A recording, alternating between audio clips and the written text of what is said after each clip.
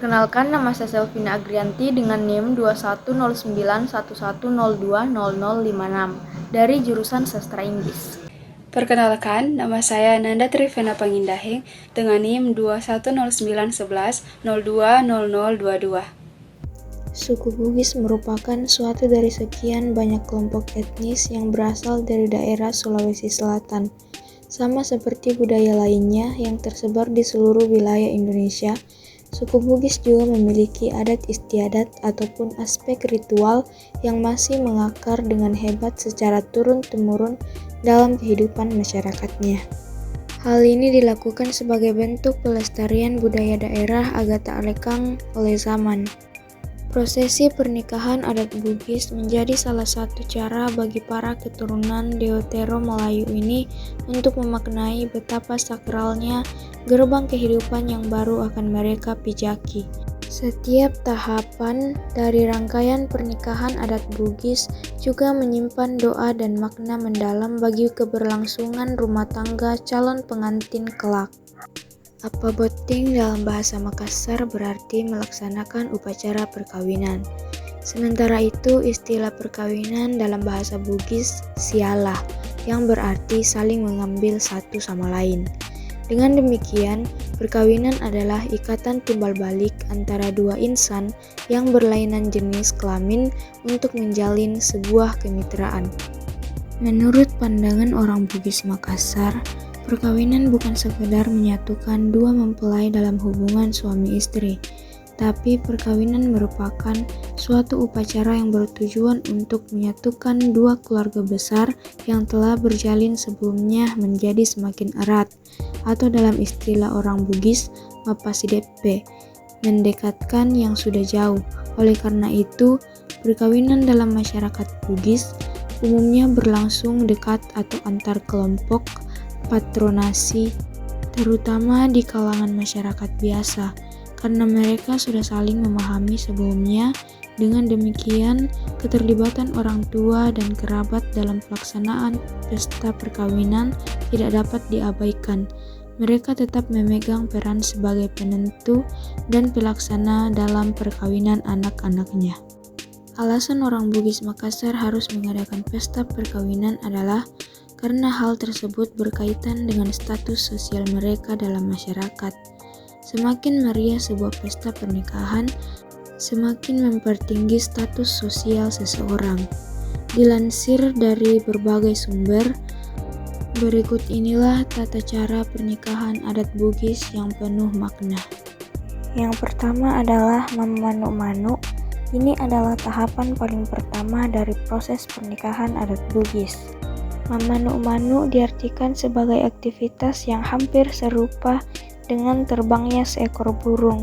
Mengingat pada fase ini, pihak keluarga dari calon mempelai pria akan berusaha mencarikan jodoh terbaik bagi anak mereka dengan memperhatikan sejumlah kriteria.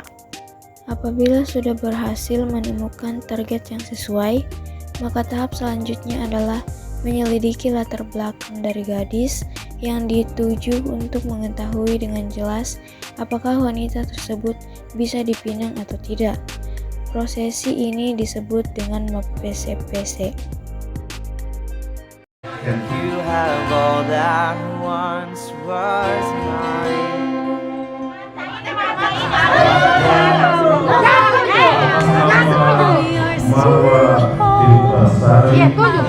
Yati Putri Ratu daerah Matu yang ada di atas.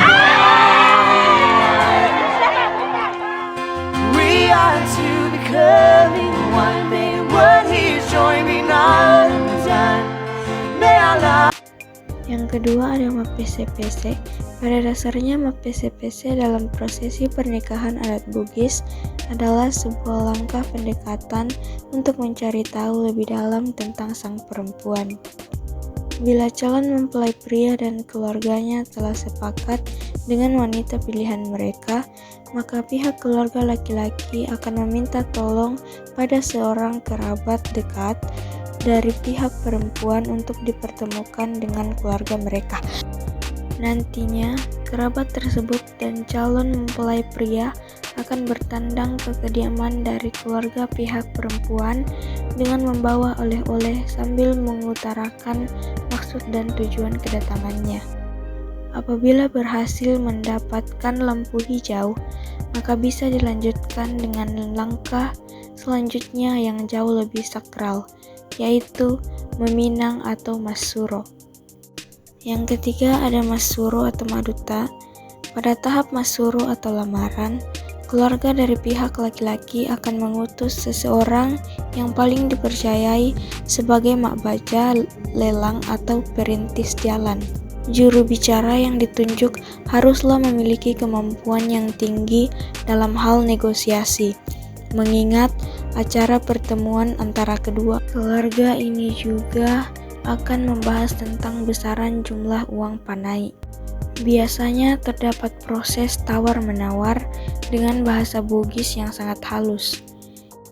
Jumlah uang panai tergantung dari bagaimana status sosial calon pengantin wanita, bahkan bisa lebih besar dari mahar. Jika lamaran tersebut telah diterima dengan baik oleh keluarga sang perempuan, maka tahap berikutnya adalah memutuskan segala hal tentang keperluan pernikahan atau yang biasa disebut dengan mapetu adah. Yang keempat yaitu mapetu adah. Setelah prosesi lamaran dilakukan, saatnya untuk menentukan tandra eso atau tanggal pelaksanaan pernikahan, sompa atau mahar, dan doi menre atau uang belanja. Tanggal pernikahan biasanya akan ditentukan oleh keluarga dari calon pengantin wanita dengan mempertimbangkan waktu-waktu terbaik. Sementara doi menre adalah uang belanja yang akan diberikan oleh calon mempelai pria kepada calon mempelai wanita untuk keperluan biaya pesta pernikahan. Sama seperti uang panai, besaran nominal doi menre juga tergantung pada strata sosial perempuan, jenjang pendidikannya, hingga citra keluarga mempelai di lingkungan masyarakat setempat. Terakhir, mahar untuk wanita keturunan Bugis dapat berupa uang atau benda sebagai syarat sah pernikahan. Pada tahap mapetu adah, juga dilakukan pemberian hantaran berupa perhiasan untuk calon mempelai perempuan. Yang keenam, mapanre teme. Dalam bahasa Bugis, mapanre berarti memberi makan, sementara teme adalah tamat. Tradisi mapanre teme ini berhubungan langsung dengan orang yang tamat mengaji atau hatam Al-Quran. Jadi, dapat disimpulkan bahwa mapanre teme merupakan sebuah kebiasaan dari masyarakat Bugis yang selalu memberi apresiasi terhadap orang yang berhasil tamat Al-Quran dengan cara diberi makan.